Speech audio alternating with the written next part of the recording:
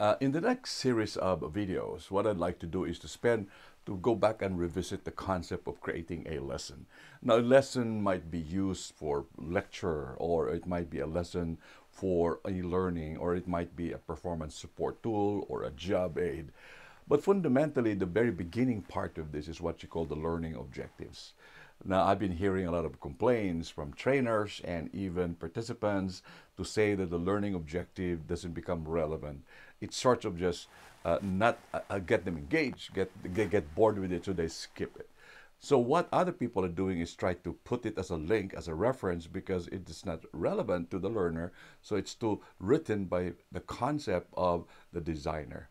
The learning objectives oftentimes becomes a problem because we remove the objective away from real life situation where the objective is related. To give an example, the worker at work has a certain objective. They know that they need to do a job A, B, and C as an example.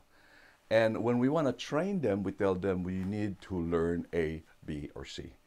But in real life situation, when the worker fixes A, B, and C, what he or she does is that there is a potential deviation from A, B, and C, or 1, 2, and 3.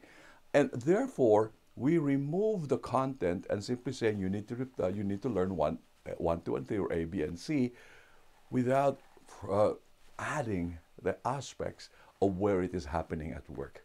So to give you a good example, if you want to learn, teach somebody how to be able to tighten a screw to a certain torque, to a certain level so it's tightened enough, there are some measurements on the torque. There's some different numbers of units that you need to read in order to see whether the torque is already safe in that particular nut or that particular bolt. So when we write an objective, we say you need to learn this by doing 1, 2, and 3 steps. Wrench it, tighten it, etc. and the like. But the learner is not much concerned about the procedures of 1, 2, and 3. They're primarily concerned in terms of the consequence. Like what would happen if they over-tighten it? What would happen if they under-tighten it? What's the consequence of that? They're more concerned in terms of whether they're doing a job that will consistently do well or a job that might fail. They're even more concerned about the impact of their lives and their performance and other people at work. So you cannot separate the objective away from where the objective is happening at work.